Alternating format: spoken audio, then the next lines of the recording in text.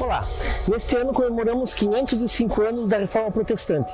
E para comemorar esse marco na história do cristianismo, convido você a vir comigo numa jornada de descoberta sobre os temas família, educação, música e vocação a partir da Reforma.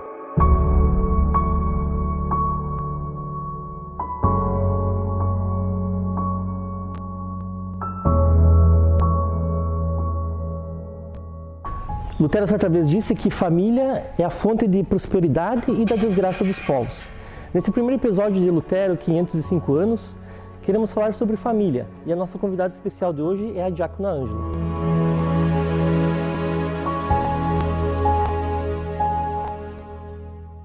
Uma das figuras femininas mais importantes da Reforma Luterana no século XVI, com certeza foi Catarina von Bora, esposa de Martinho Lutero. Sim. A Catarina von Bora nasceu provavelmente em 29 de janeiro de 1499 em Sulzdorf, na cidade sul de Nürnberg, na Alemanha, e filha de Hans von Bora e sua mãe Catarina, que logo faleceu e assim Catarina ficou órfã bem pequenininha. Agora imagine você deixando a sua filha de 5 anos na escola. É o primeiro dia de aula, ela está insegura, ela chora, mas ao mesmo tempo ela se consola na certeza de que sua família irá voltar no final do dia para buscá-la. É o que acontece com muitas crianças, mas não foi o que aconteceu com Catarina. Sim, aos 5 anos de idade, Catarina foi para o primeiro convento, em Brena. E ela ali, então, com 5 aninhos, foi acolhida e o pai deixou ela ali até para que ela tivesse uma vida melhor. Nós olhamos assim, pensamos, nossa, deixou num convento tão pequenininha. Mas naquela época, estar num convento, ingressar num convento significava ter uma vida melhor, significava inclusive ter chance para estudar. E foi isso que aconteceu com Catarina. Então, nesse convento de Brena, ela ficou mais ou menos 3 anos e depois ela vai para um outro convento, onde umas parentas dela, que eram tias, enfim, que eram irmãs, e ali ela então foi recebida e o pai levou ela então para esse convento.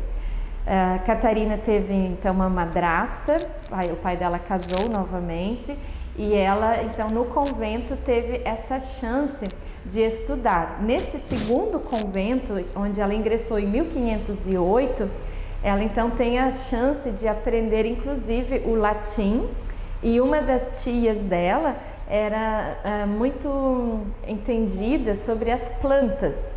Então ela aprendeu muitas coisas na área da enfermagem, na área da fitoterapia, ela teve toda a parte de línguas, inclusive latim, o conhecimento bíblico, e nesse convento as meninas também saíam com uma certificação, digamos assim, de que depois poderiam dar aulas.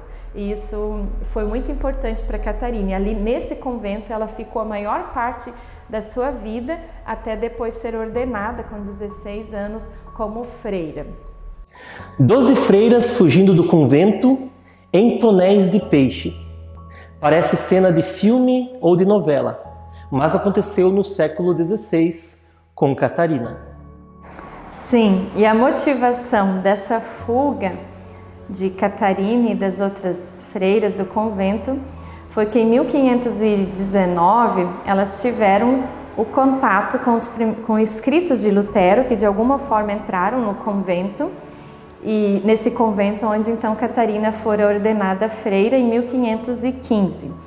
E na Páscoa, 5 de abril de 1523, ela e mais outras 11 freiras fogem do convento. Mas foi uma fuga bem planejada, teve ajuda e o próprio Lutero ajudou a organizar essa fuga. Elas primeiro foram para Torgau e ali algumas famílias receberam as suas filhas, mas estavam com medo de sofrer uma retaliação por parte da igreja. E daí foram adiante e pararam daí em Wittenberg. E lá em Wittenberg, Lutero teve que ajudar a organizar a vida delas. Após a fuga do convento, muitas freiras foram arranjadas em casamento, inclusive Catarina von Bora.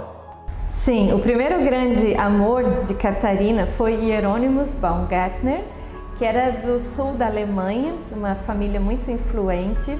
Eles se conheceram em Wittenberg, ele era estudante na Universidade de Wittenberg e retornou à sua cidade natal, prometendo que iria voltar para casar com Catarina. E isso não aconteceu. Catarina fica muito triste, tanto que até Lutero tenta consolar ela, e Lutero e os outros amigos dele tentam também arranjar um casamento para Catarina.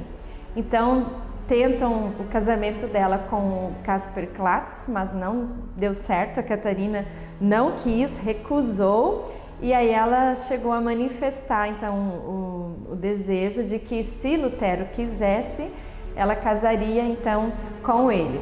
Parece que Lutero refletiu a respeito, porque até ali ele pensava em não casar, e aí com isso ele acaba casando com Catarina, que vem ser o braço direito dele na Reforma Protestante. Lutero e Catarina se casam no dia 13 de junho de 1525, numa terça-feira.